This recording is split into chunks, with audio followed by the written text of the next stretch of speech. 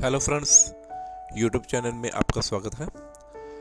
Video शुरू करने से पहले आपको बताना चाहूँगा कि हमारे यहाँ पे इस तरह की सर्विस प्रोवाइड की जाती हैं, जैसे कि किसी ने जीएसटी की रजिस्ट्रेशन करवानी हो, किसी ने जीएसटी की रिटर्न्स वगैरह भरवानी हो, इनकम टैक्स की रिटर्न भरवानी हो, टीडीएस की रिटर्न भरवानी हो, पैन कार्ड बनवाना हो, टैन कार्ड बनवाना हो, टैक्स ऑडिट करवाना हो, पार्ट टाइम अकाउंटिंग के वर्क भी किए जाते हैं। यहाँ पे कार की इंश्योरेंस की जाती है, बाइक की इंश्योरेंस की जाती है और हेल्थ की इंश्योरेंस की जाती है। हेल्थ इंश्योरेंस के बारे में बता दूं आपको, जो हेल्थ की इंश्योरेंस है उसमें आपको एक बार प्रीमियम पे करना है और ज़िंदगी भर आपको हेल्थ रिटर्न्स कमा करके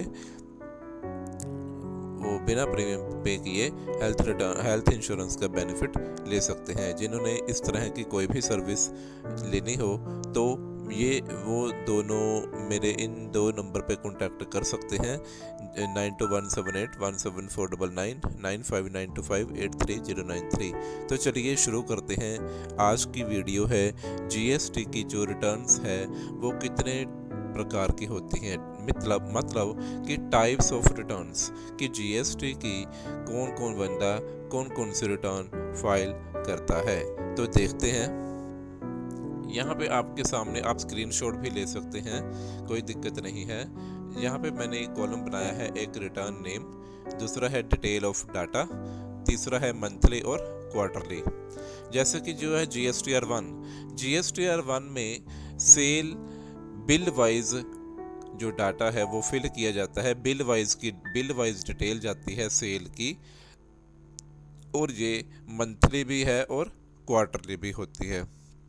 मंथली उन लोगों के लिए जिनकी सेल 5 करोड़ से ऊपर है और क्वार्टरली उन लोगों के लिए जिनकी सेल 5 करोड़ तक है। लेकिन जिनकी सेल 5 करोड़ तक है वो मंथली भी रिटर्न फाइल कर सकते हैं और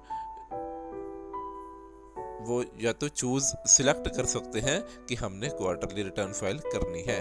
तो क्वार्टरली रिटर्न के लिए जो डेट है वो है 13 तारीख और जो मंथली के लिए डेट है वो है 11।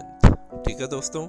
अब दूसरा है GSTR 3B में सेल की समरी और इनपुट की डिटेल एंटर की जाती है।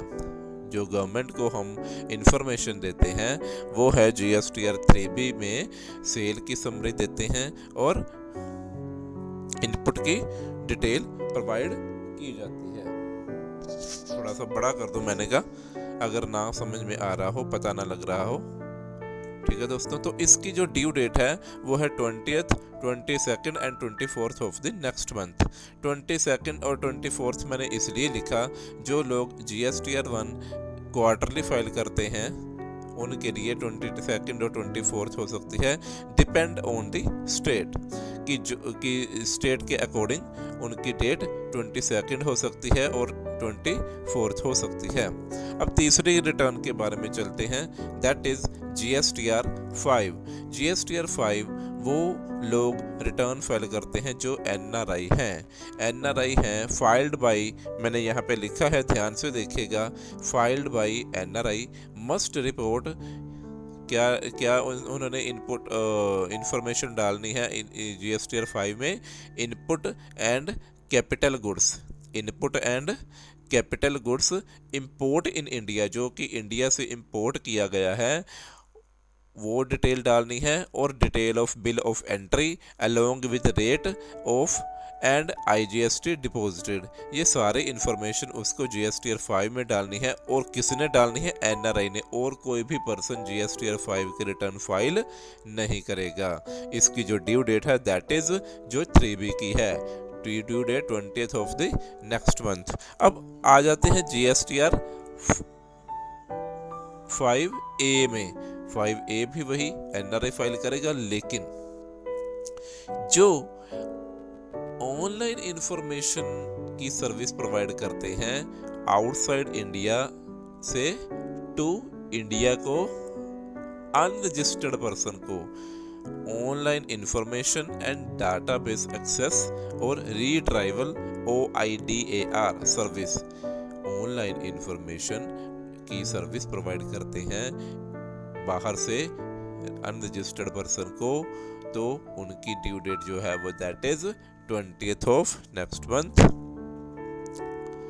उसके बाद है GSTR 6। GSTR 6 वो फाइल करते हैं input service distributor, ISD short form में बोल देते हैं। ये कौन होते हैं ISD, ये मैंने वीडियो डाली हुई है, आप प्ले लिस्ट में जा कर के वीडियो रेफर कर सकते हैं और समझ सकते हैं कि ISD कौन होता है। और वो ISD GSTR 6 फाइल करेगा और GSTR 6 की ड्यू डेट है 13 तारीख ऑफ द नेक्स्ट मंथ। ठीक है दोस्तों। अब है GSTR 7। GSTR 7 कौन फाइल करता है, वो गवर्नमेंट लोकल अथॉरिटी जो TDS डिडक्ट करती हैं सर्विस प्रोवाइड करने पे, सर्विस रिसीव लेने पे या प्रोवाइड करने पे। ठीक है, वो GSTR 7 फाइल करेंगे और इसकी जो ड्यू डेट है that is 10th of next month. आप स्क्रीनशॉट ले सकते हैं याद करने के लिए, कोई दिक्कत नहीं है। ठीक है दोस्तों। GSTR 7 अगर कोई ट्रांजैक्शन ना हो तो नील रिटर्न भरने की जरूरत नहीं है। GSTR 7 कौन फाइल करेगा, जो TDS रिटर्न, जो TDS डिडक्ट करता है गवर्नमेंट एजेंसीज। 10 इसकी लास्ट डेट है। GSTR 6 कौन फाइल करेगा, जो ISD है, GSTR 5 NRI, GSTR 5A NRI। Okay दोस्तों। अब GSTR 8 कौन फाइल करेगा, जो ई-कॉमर्स ऑपरेटर है। दोस्तों मैंने इस एग्जांपल लिखी है साथ में। ई कॉमर्स ऑपरेटर कौन होते हैं, जैसे कि अमेजोन है, फ्लिपकार्ट है, एटसेट्रा, मिंत्रा है। ये जो ई कॉमर्स ऑपरेटर हैं ये GSTR 8 फाइल करते हैं। इसकी जो ड्यू डेट है that is 10th of next month. ठीक है दोस्तों, 10th ऑफ नेक्स्ट मंथ। उसके बाद है GSTR 9। आप लोग सब लोगों को पता होगा, वो एनुअल रिटर्न है और इसमें purchase, sale, input tax, output tax की डिटेल जाती है। और GSTR 9 जो फाइल करना कंपलसरी है, दैट इज अगर 2 करोड़ से सेल ऊपर है। अगर सेल 2 करोड़ से ऊपर है तो GSTR 9 फाइल करना जरूरी है। और इसकी जो लास्ट डेट होती है दैट इज 31 दिसंबर। जैसे कि 22-23 जो फाइनेंशियल ईयर चल रहा है उसकी जो ड्यू डेट होगी वो होगी 31/12/2023। ठीक है दोस्तों। और 9C के बारे में आ जाते हैं। जो 9C है वो एक रिकन्सिलिएशन होती है बुक्स और रिटर्न्स की। वो टैक्स पेयर वो फाइल करेगा जिसकी टर्नओवर 5 करोड़ से ज़्यादा है। एक बार बता दो दोस्तों आपको, जो GSTR 9 है वो 2 करोड़ से अगर ज़्यादा है तो वो GSTR 9 फाइल करेंगे, लेकिन 2 करोड़ से कम वाले फाइल ऑप्शनल हो जाता है कि वो फाइल करें या ना करें, depend on that tax payer, अगर 2 करोड़ से कम है टर्नओवर। ठीक है दोस्तों। और GSTR 9C जो है वो फाइल उन्होंने ही करना है जिन्होंने 5 करोड़ से ज़्यादा सेल हो। अगर नहीं है तो वो GSTR 9C जो है वो उनके पोर्टल पे नज़र ही नहीं आएगा। और इसकी भी ड्यू डेट 31/12 होती है। ठीक है दोस्तों। 22-23 की जैसे है 31/12/2023 होगी। अब आ जाते हैं GSTR 4 में। GSTR 4 कॉम्पोजिशन डीलर जो होते हैं वो एनुअल रिटर्न होती है, वो GSTR 4 प्रोवाइड करते हैं।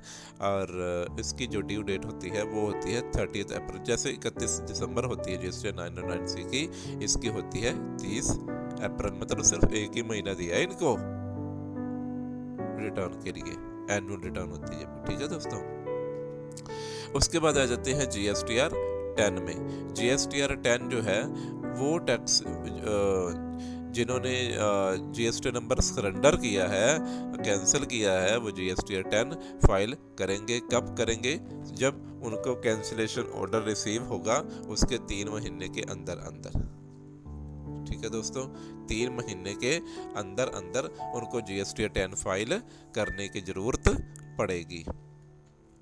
GSTR 11 जो है वो फाइल करेंगे जो UIN होल्डर हैं, यूनिक आइडेंटिटी नंबर होता है जिनके पास, और ये क्वार्टरली बेस के ऊपर जाती है। और इसकी जो डेट है that is 28 of the next month. ठीक है दोस्तों।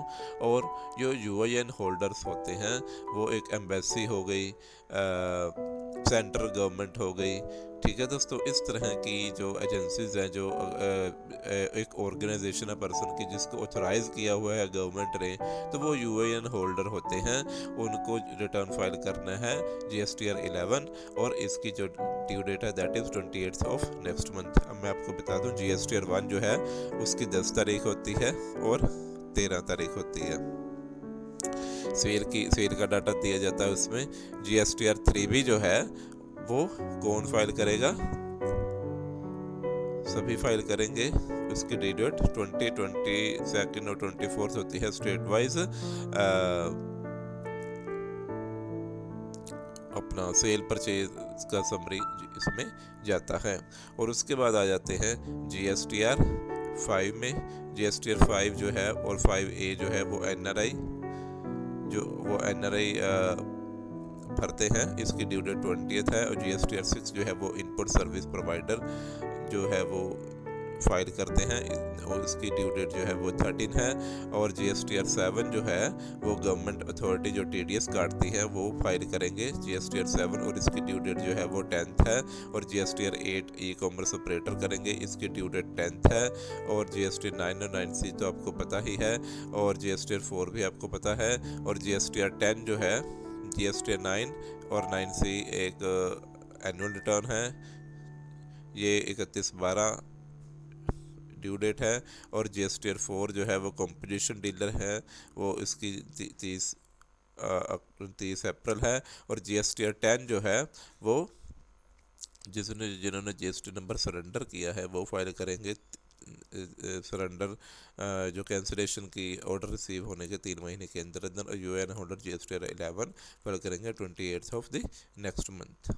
ठीक है दोस्तों, तो इस तरह से ये हमारी वीडियो थी GST रिटर्नों की टाइप्स के बारे में। हम ऑनलाइन भी होंगे कि जो GST की R1 कैसे फाइल करनी है, GSTR 3 भी कैसे फाइल करनी है, उसमें कौन से सेक्शन वो इफ़ेक्ट करते हैं, उसमें क्या इन्फॉर्मेशन फाइल करनी है, वो भी हम नेक्स्ट इस तरह से वीडियो लाते रहेंगे। तो चैनल को शेयर कीजिए, लाइक कीजिए, सब्सक्राइब कीजिए, ताकि आपको अच्छी से अच्छी अप टू डेट इन्फॉर्मेशन आपको मिलती रहे। तो चैनल को लाइक, शेयर और सब्सक्राइब ज़रूर कीजिए। एक बार दोबारा कहना चाहूँगा, अगर किसी ने इस तरह की कोई भी सर्विस लेनी हो तो आप मेरे को इन 2 नंबर पे कॉन्टैक्ट कर सकते हैं। Thank you for watching.